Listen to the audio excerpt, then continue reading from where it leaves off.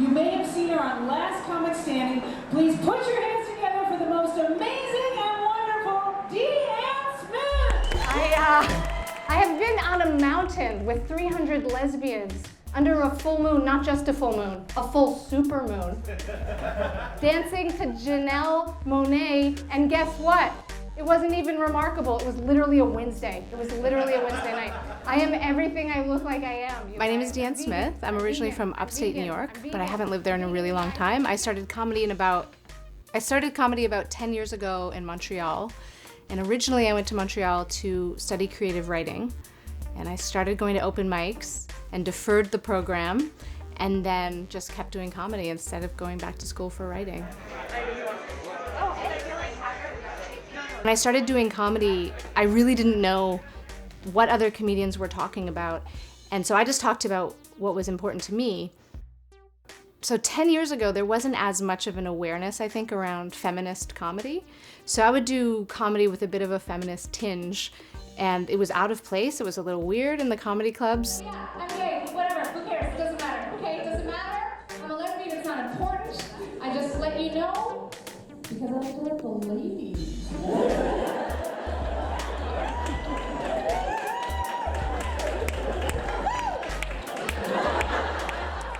In general, I would just love for people to feel in some way uplifted, that's what the laughs are about, and in another way, kind of less alone in whatever it is. Sometimes I talk about, my own neuroses with the hopes that, or my own depression with the hopes that somebody in the audience that feels similarly might say, oh, I feel like that too, I didn't know anybody else did, or here's a fun way of looking at it.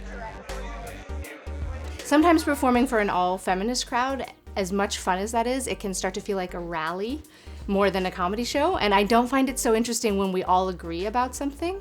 I like feeling that tension with the audience and playing with that. And straight guys, by the way, I want you to know, I'm not speaking to all of you in the room right now. I'm not speaking to all of you in the room right now. I'm just speaking to those of you that are feeling particularly defensive. If you're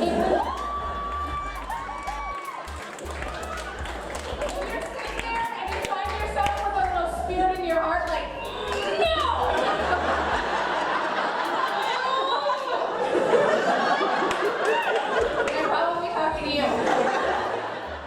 People started asking me in interviews, what about this myth that women are funny and how do you respond? I would just not respond. I would say, that's not true. I refuse to engage with that question. We're not talking about that. Just to stop perpetuating that myth in print and in interviews, I thought we don't need to talk about this. This is 2000 and whatever. you know what I'm talking about, white guys?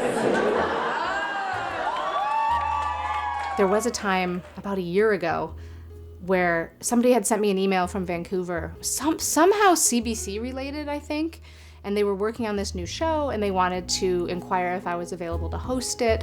And I said, yeah, sure, send me more details, let's talk about it. And then the next email I got back was something like, our research has concluded that people don't find women funny, and so we're not gonna be able to go with a woman for this. And it was so blatantly discriminatory that it kind of blew my mind. I think that's the thing I remember most. Okay, good. Yeah. This is all about the stage is too big, you guys. I don't know how to be on it. I feel like the whole structure of stand-up is very male in some way, that it's very much like there's one person in the room and I'm talking and dominating and everybody else is being quiet. So I think maybe the club owner responded to that because it was kind of this pissing contest or this kind of who has more dominance idea.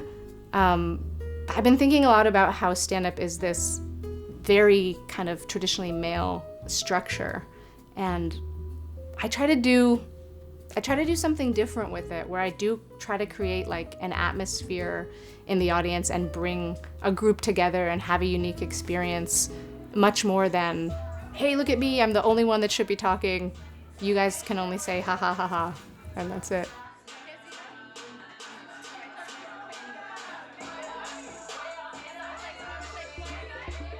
"10 years ago, I looked at being a woman in comedy as being an advantage because my voice was different from everybody else's. And I really have seen it change in 10 years. I think we all have, like even in terms of the women that we see on television, and everybody can name so many female comedians now. And I'm not sure that that was the case 10 years ago or 20 years ago. I'm with her!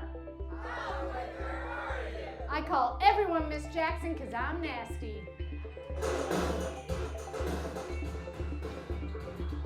I get very excited when anyone wants to do comedy because I think it's the greatest thing in the world. So I would just tell anybody to kind of trust your instinct, trust your gut, and do what you think is funny.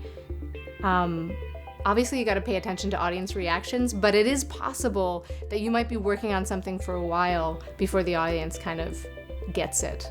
So I think the most important thing to do is be yourself, think about what's important for you to say, and get out there and say it.